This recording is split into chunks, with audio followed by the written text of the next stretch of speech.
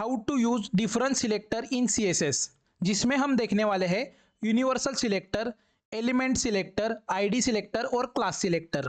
तो चलो अभी थ्योरी पार्ट। तो अभी ये चार चीजें क्या होती है वो तुम्हें बताता हूँ। यूनिवर्सल सिलेक्टर की मदद से तुम अपने वेबसाइट पर एक ही बारे में CSS अप्लाई कर सकते हो, मतलब स्पेसिफिक एक कंपोनेंट पर नहीं बल्कि पूरे के पूरे वेब पेज पर CSS अप्लाई होगी।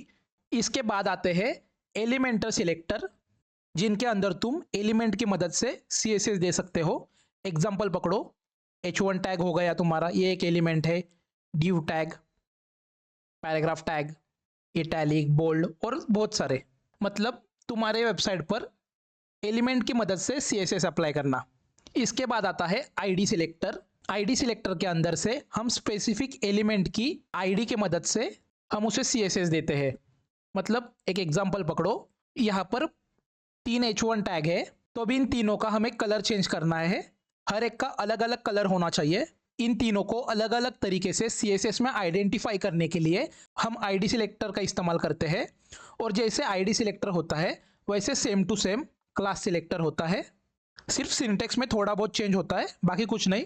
तो यूनिवर्सल सिलेक्टर का सिंटैक्स है स्टार और उसके बाद कर्ली ब्रैकेट के अंदर तुम कुछ भी प्रॉपर्टी लिख सकते हो।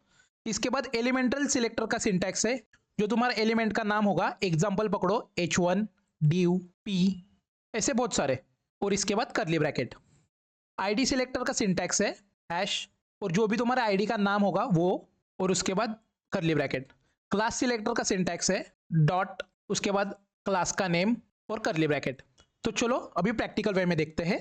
देखो यहाँ पर यूनिवर्सल सिलेक्टर की अपने अंदर कुछ अलग ही कहानी है। इसका इस्तेमाल कैसे करते हैं वो मैं तुम्हें प्रोजेक्ट के टाइम पे बताऊंगा। तो सबसे पहले हम देखेंगे, तो अभी हम देखेंगे एलिमेंट सिलेक्टर को। तो यहाँ पर देखो, मैं बॉडी टैग के अंदर एक एलिमेंट लूंगा जिसका नाम है H1।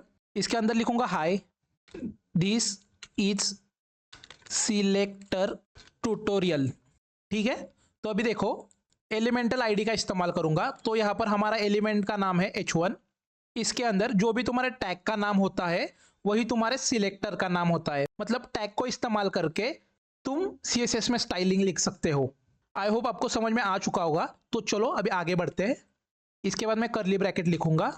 इसके बाद कलर प्रॉपर्टी इस्तेमाल करूंगा यहाँ पर और इसको कलर दूंगा एक्वा। तो अभी देखो यहाँ पर, मुझे पता नहीं आपको कितना दिख रहा होगा, पर हमारे टेक्स्ट का कलर चेंज हो चुका है।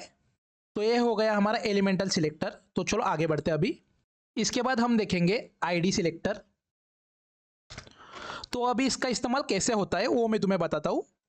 तो यहाँ पर देखो, हमारे पास 3 H1 टैग है, उनके अंदर का टेक्स्ट भी सेम है। तो चलो मैं तुम्हें अभी आउटपुट दिखाता हूँ। यहाँ पर देखो, तो अभी मुझे क्या करना है, स्पेसिफिकली ये जो मिडल वाला जो टेक्स्ट है इसका फॉन्ट का कलर चेंज करना है। तो अभी वो कैसे करेंगे, इन तीनों का तो एलिमेंट सेम ही है। एक एलिमेंट पर CSS अप्लाई करूंगा तो तीनों के तीनों एलिमेंट पर अप्लाई हो जाएगा। तो यहाँ पर देखो, मैं सेम करके दिखाता हूँ एक बार। H1,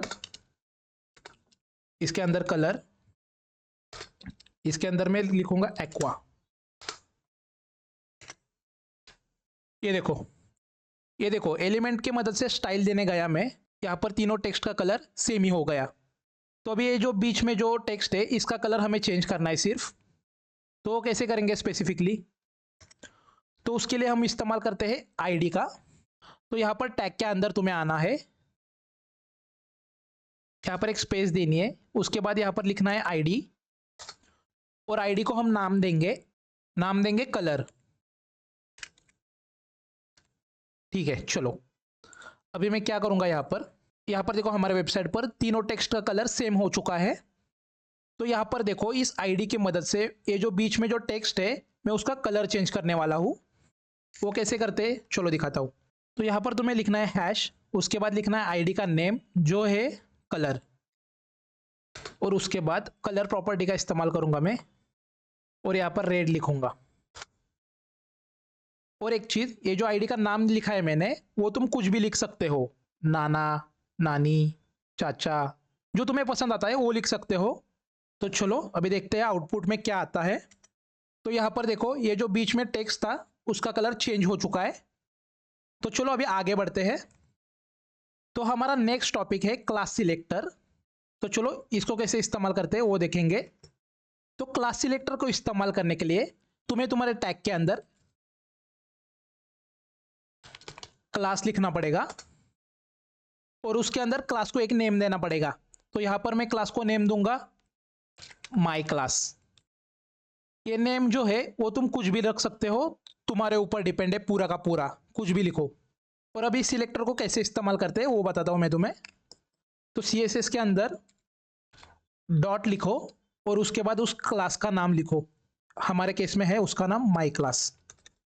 और स्पेलिंग बराबर लिखना, स्पेलिंग गलत हो गया तो CSS अप्लाई नहीं होगी। तो यहाँ पर मैं कलर लिखूंगा जो है हमारा येलो। ठीक है, तो चलो अभी देखते हैं आउटपुट क्या आता है। यहाँ पर देखो जो आउटपुट है वो चेंज हो चुका है।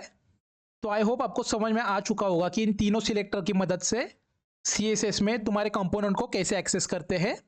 तो चलो अभी आगे की तरफ बढ़ेंगे। तो फिर चलो बढ़ते हैं अभी अपने नेक्स्ट टॉपिक की तरफ, जो है different types to use CSS with HTML, standard styling और इनलाइन स्टाइलिंग। तो स्टैंडर्ड स्टाइलिंग के अंदर क्या आता है, HTML का कोड अलग फाइल में और CSS का कोड अलग फाइल में, पर ये दोनों इंटरलिंक है एक दूसरे से। इस टाइप को हम कहते हैं स्टैंडर्ड स्टाइलिंग। और उसके बाद आती है इनलाइन स्टाइलिंग। तो चलो अभी जानते हैं इनलाइन स्टाइलिंग के बारे में। इनलाइन स्टाइलिंग के अंदर क्या होता है, जो हमारे HTML कोड है उसके अंदर ही हम स्टाइल टैग का इस्तेमाल करके स्टाइलिंग लिखते हैं। वो कैसे करेंगे वो अभी मैं तुम्हें बताता हूँ। चलो आ जाओ। यहाँ पर देखो एक मेरे HTML फाइल और उसके रिलेटेड CSS फाइल खुली हुई है। तो स्टैंडर्ड स्टाइलिंग तो तुम्हें पता ही है, जो हम नॉर्मली स्टाइलिंग देते हैं HTML में कोड लिख के, उसकी स्टाइलिंग जो है वो CSS से अप्लाई करेंगे, उसे हम स्टैंडर्ड स्टाइलिंग कहते हैं, वो तो तुम्हें पता है। तो चलो अभी देखेंगे इनलाइन स्टाइलिंग कैसे करते हैं। तो सबसे पहले मैं तुम्हें एक एग्जाम्पल बताता हूँ। यहाँ पर मैं एक H1 टैग लूंगा, इसके अंदर टेक्स्ट लिखूंगा दिस इज इनलाइन स्टाइलिंग। तो अभी यहाँ पर ध्यान दो, इस H1 को इनलाइन स्टाइलिंग कैसे देते हैं वो मैं तुम्हें बताने वाला हूँ। तो उसके लिए क्या करना पड़ेगा, सबसे पहले यहाँ पर आ जाओ, इस टैग के अंदर आ जाओ। यहाँ पर तुम स्टाइल टैग का इस्तेमाल कर सकते हो, STY। देखो तो यहाँ पर देखो मैंने स्टाइल टैग का इस्तेमाल किया है। अब मैं इसे कलर दूंगा, तो मैं कलर प्रॉपर्टी का इस्तेमाल करूंगा और कलर में दूंगा पिंक। ठीक है, चलो अभी तुम्हें मैं इसका आउटपुट दिखाता हूँ। तो यहाँ पर देखो इनलाइन स्टाइलिंग अप्लाई हो चुकी है। तो अभी यहाँ पर देखो और एक चीज, अभी यहाँ पर मैंने इनलाइन स्टाइलिंग के अंदर टेक्स्ट का कलर जो है वो मैंने पिंक रखा है। अभी यहाँ पर मैं स्टाइल टैग के अंदर आ जाऊंगा और यहाँ से भी इसके टेक्स्ट का कलर है वो चेंज करने का ट्राई करूंगा। तो देखते हैं हमारा HTML कौन से स्टाइलिंग को प्रेफर ज्यादा देता है। तो यहाँ पर देखो मैं कलर दूंगा यहाँ पर रेड। यहाँ पर देखो मैंने कलर पिंक दिया है और यहाँ पर देखो मैंने कलर रेड दिया है। अभी हमारा HTML कौन से वाले कलर प्रॉपर्टी को ज्यादा प्रेफरेंस देता है वो देखेंगे।